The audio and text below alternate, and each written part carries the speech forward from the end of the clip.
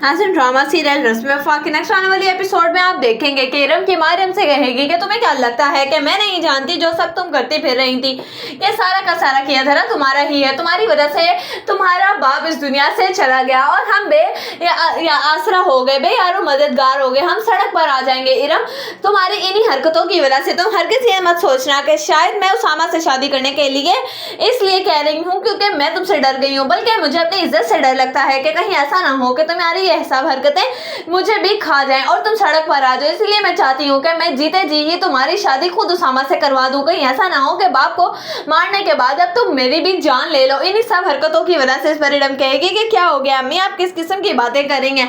आखिर इस पर कहेगी राबिया, मैं बिल्कुल ठीक कह रही हूँ, तुम्हारी वजह से ही तुम्हारा बाप आज इस दुनिया से गया है। उसामा पे तो मैं सिर्फ और सिर्फ इसलिए नाम लगा रही हूँ ताकि कम अज कम उसामा इस गिल्ड में तुमसे शादी तो कर लेगा। ये सारी की सारी बातें खड़ा बाहर उसामा सुन रहा होगा और वो कहेगा कि फुप्पो आप ऐसा भी कर सकती हैं, मैंने कभी नहीं सोचा था कि आप मुझे अपने मकसद के लिए इस्तेमाल करेंगी।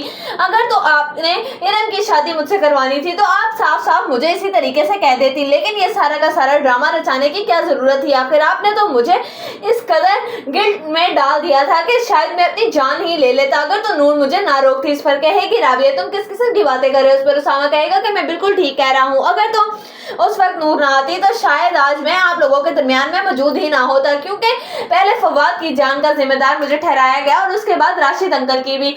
आप लोगों ने तो मुझे शायद खिलौना ही समझ के रख लिया है, जिसका दिल चाहा दिल तोड़ दिया। इसलिए बेहतर यही होगा कि आप इरम के लिए कोई अच्छा सा रिश्ता ढूंढो और इसकी शादी उससे करवाएं। मैं इरम से हरगिज़ शादी नहीं करूंगा। ये बात इरम तुम भी अच्छे तरीके से जान लोगे। अगर तो तुमने अब दोबारा ऐसी कोई भी हरकत की तो एक बात याद रखना कि तुम्हारा ना तो हम लोगों से कोई ताल्लुक रहेगा और ना ही हम लोगों का, चाहे तुम लोग फिर जिस भी हाल में रहो। इस पर कहेगी राबिया कि उसामा बेटा मेरी बात सुनो। इस पर उसामा कहेगा कि मुझे कुछ भी नहीं सुनना, अब कुछ कहने सुनने को बाकी नहीं रहा, जो सब मैं अपने कानों से सुन चुका हूँ। पुप्पो, मैंने कभी नहीं सोचा था कि आप अपनी बेटी की जिंदगी सिक्योर करने के लिए मुझे सबके सामने कसूरवार ठहरा देंगी। इस पर कहेगी राबिया कि मेरी मजबूरी थी, अगर तुम ऐसा ना करती तो लोग तरह तरह की बातें करते कि क्या हो गया है, इसीलिए बस मैं इरम को इस बदनामी के दाग से हटाने के लिए तुम्हारे साथ रुखसत कर देना चाहती हूँ। इस पर उसामा कहेगा कि कोई बदनामी का दाग नहीं लगा है इसके ऊपर, क्योंकि राशिद अंकल के अचानक